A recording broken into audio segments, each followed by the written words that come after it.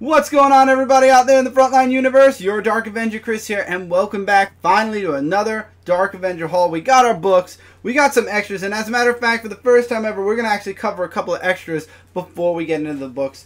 First of all, I found out about the books a couple of weeks ago. I was making predictions why our books were coming late. I thought it could have been because of all the hurricanes that were hitting America.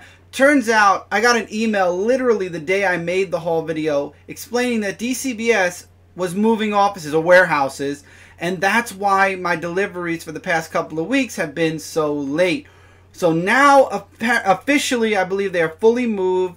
I believe we got an email a week ago where they said it would take another week or two and then things would be getting back on track. These books got here on Saturday. We're used to getting them on Friday, so I guess they still have a little bit of more getting on track, or it could be because they are now located in Tennessee, so the shipping might be a wee bit different, but that's fine because we give you guys I give you guys a Dark Avenger haul on the weekend, so whether it be Saturday or Sunday, you guys get the haul. So these are the books we got from last Wednesday, but before we get into that, and now that I've got my prediction and the fire truck is out of the way, so I'm glad DCBS is fully moved and we'll be getting our physical books a bit earlier.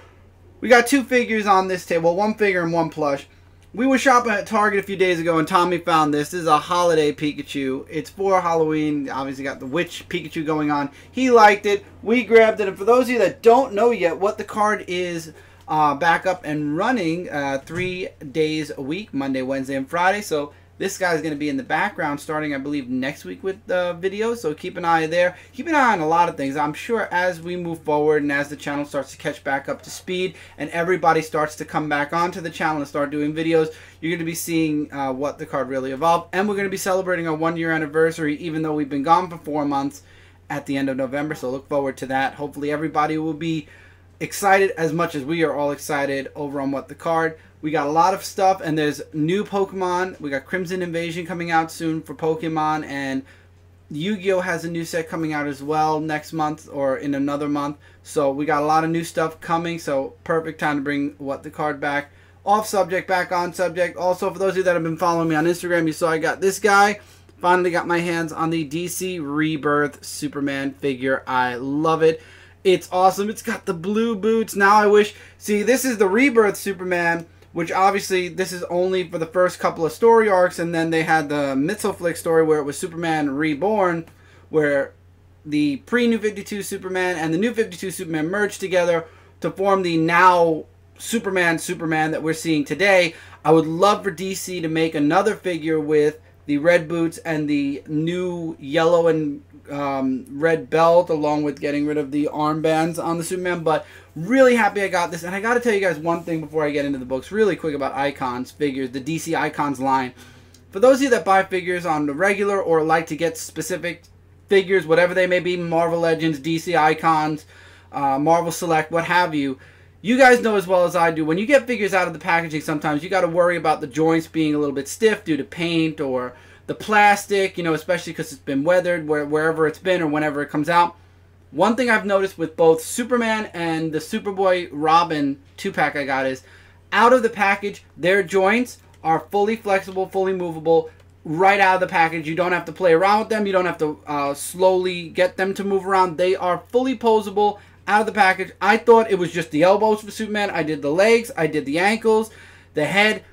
All of the joints are in perfect mobile order, so I gotta give DC Icons props. Honestly, I am actually thinking about getting a couple of more Icons figures because of that. They are fully posable out of the package. You don't have to worry about wearing joints. You don't have to worry about putting them under warm water. You don't have to worry about sitting there for a while trying to gingerly get them to start bending again and then start bending them. They are bendable perfectly out of the package. The paint job on these is gorgeous. There's one little white blotch, and I'm not going to sit here and complain about that because the figure looks gorgeous. The articulation is great. You should definitely be buying the DC Icons figures. Honestly, I'm still in the market for 2 figures that already are out and for figures that will be coming out. Icons is an awesome line. I definitely recommend this line over any figure line right now as far as if you're looking for articulation stuff. But then again, there are ways to get figures to articulate, but I really love the way DC Icons take care of their figure line. Just my opinion. Again, I do buy also Marvel Select and Marvel Legends still. I'm just saying that I had the most pleasure when it comes to posing and moving the figure around with DC Icons to date. So let's get into the books. Now, for those of you that don't know also, I would like to make... Well, I'll tell you guys when we get to it. Let's get through some of the figures. So we got Runaways, issue number 2. I'm looking forward to continuing Runaways. We got New Superman, finally from DCBS, issue number 16. Got Supergirl, issue number 14. New Superman is making a guest appearance there. Looking forward to reading that. Action Comics, $9.89, doing this lenticular cover right. Let's see if we can... You know what? I'm going to take this one out of the plastic only because I want you guys to get that lenticular effect. There's Jor-El. There's Superman. Look at that. Perfect transition. I want you guys to remember this. Perfect transition between Superman and Jor-El. Okay. I'm actually very excited. I'm leaving this book for last. I haven't read it yet, so nobody spoil it for me. Well, by the time I read it, this will probably be uploaded anyway. So you got Amazing Spider-Man Renew Your Vows, issue number 12. I'd like to make mention that as of this month, or as of this week, I will not be reading Amazing Spider-Man anymore. I'm putting it on a little bit of a hiatus from my read pile. I do have the lenticular cover coming for Amazing Spider-Man. However, I'm going to be taking a break from Amazing Spider-Man. It just hasn't been doing really much for me in the past several arcs. I probably will be coming back to not Amazing Spider-Man Renew Your Vows, but I'll be going back to Amazing Spider-Man when Venom Inc. starts, possibly, depending on how much else I'm reading. But at this time, I'm just not enjoying Amazing Spider-Man. And you guys are also going to know Hulk is not in my physical pile anymore. I have officially moved Hulk to a digital pile. You got Metal, issue number 3. I'm looking forward to this. Every Metal issue has been getting worse and worse. But Detective Comics 966 is something I'm really looking forward to. Tim Drake and Batman Tim Drake versus Doomsday. Hal Jordan and the Green Lantern Corps, issue number 30. Superman guest appearance for the next 2 issues. Really looking forward to that. Superwoman, issue number 15. Hopefully things will be picking up in this book.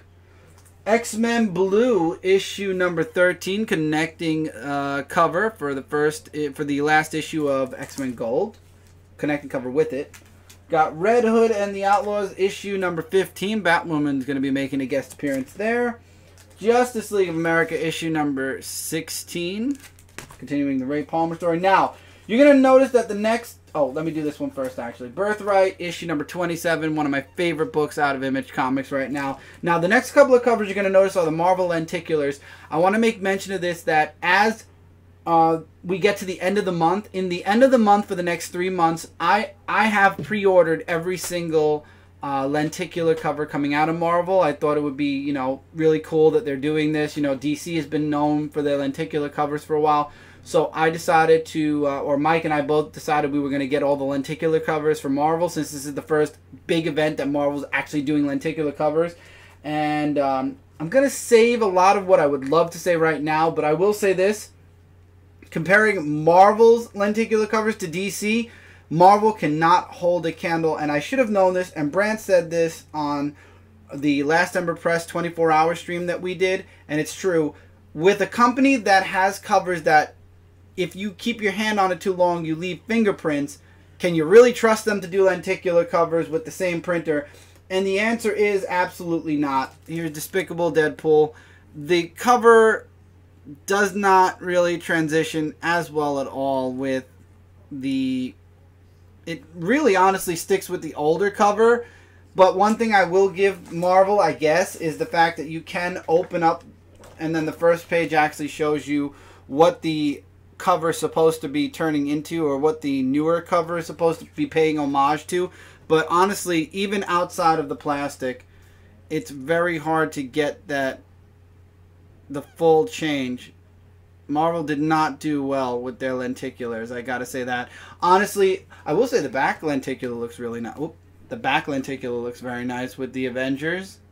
That one looks pretty cool. But Marvel definitely let me down with these lenticulars. If I could, I would cancel my orders. But since we've already had 2 months go through, we're going to let December, which has the least amount of lenticulars, because I believe that's going to be the end of the lenticular covers, I hope.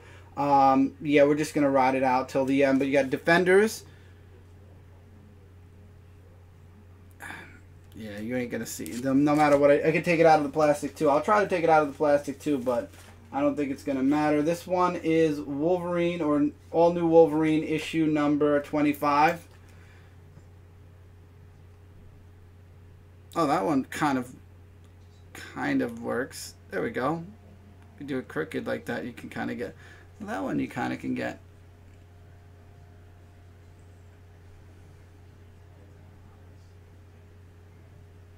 Oh, I like the Wolverine one. The Wolverine one kind of works.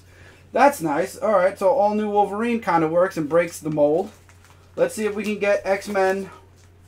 Now, I believe I showed you guys X-Men Blue, but I'll show you guys a lenticular cover for X-Men Blue since apparently I have it here with me.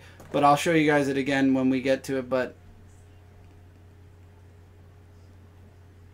unless these lenticular covers are supposed to look like a wave, like where you're supposed to do this and it doesn't let the full cover change at the same time, but even then it's kind of like, I don't know, I just feel like I've been let down by the lenticular covers. I would like one that transitions from one to the other and not like it looks like a ripple effect like what you get with these. But anyway, I'll be doing a full video on all the lenticular covers for this month at the end of October, end of November for November's books, and then the end of December for December's books. But personally, I gotta give Marvel DC credit.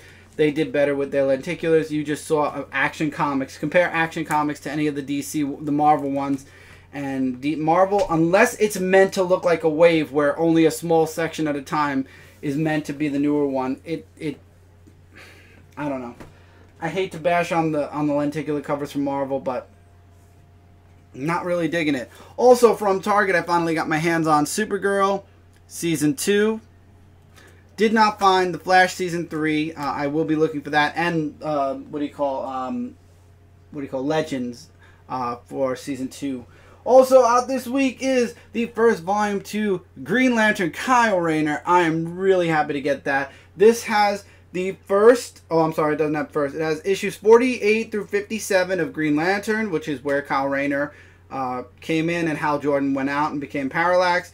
New Titans 116 to 117, and Rebels issue number 1. Really nice. So if you've ever wanted to get your hands on the Kyle Rayner Green Lantern collection, start here. March or May, Volume 2 comes out, and I believe it's bigger, and it's a little bit more money. This book costs $30, but I got it off Amazon for $15. So I would definitely say Amazon or discount or in stock trade your books. And then I had to get this. This came from DCBS. Mad Comics presents Superman and the Miserable, Rotten, No Fun, Really Bad Day. I had to get this, and actually they did make, and I should have gotten this one, Good Night Batcave. I thought that was a spoof back when we were buying from Midtown. If I would have known it was a legit book like this, I probably would have grabbed it. I'm going to enjoy reading this book to Tommy, and I actually might get... Oh, that's nice. Thank you. So I will be getting one or more of... I'll be getting the Batcave one probably also at some point. Sorry about that noise. That was my computer letting me know something. But anyway, that's it for this haul. Pikachu's enjoying being on Tony Stark's helmet. We're going to leave him there. So thank you guys so much for being here. Once again, we are Comic Frontline, your #1 source for comic-related news, reviews, and a whole bunch more. You guys know the drill. If you're new, smash that sub button. This way we're in your sub box so you don't miss out on a single video. 3 live shows every week, Frontline Live, Media Madness, and Dark Avenger Live. We just celebrated episode 130 this past Friday on Dark Avenger Live, so we'll be doing 131 this week. Also, What the Card, I mentioned that at the beginning of the show. That is our card opening channel for Pokemon, Yu-Gi-Oh! And we're going to be adding more stuff, I'm sure, as we get into 2018. The site is on a slow revive because it's been on a hiatus for a couple of months. Also, for the gaming side of Frontline, you got Frontline Gaming Zone. That channel, we're waiting for some more games to come out. There's some other things that are going on right now, but there'll be some gameplay on there. But that's the gaming side of Comic Frontline. And then if you just want even more, you want a site that has all of that combined, go to comicfrontline.com. It has everything we do from all over the spectrum, all there, neat and collected on one website. Also, don't forget to check out Last Ember Press for my book, which is right there, Celestial Falcon, issue number 1. Issue number 2 is underway, and a bunch of other books. Also, just remember, the Last Ember Kickstarter will be starting soon. Definitely be there on Kickstarter for the first day. It's going to be an awesome launch day. Till then, guys, take care, keep reading, keep collecting, and I will see you guys really soon in the next video.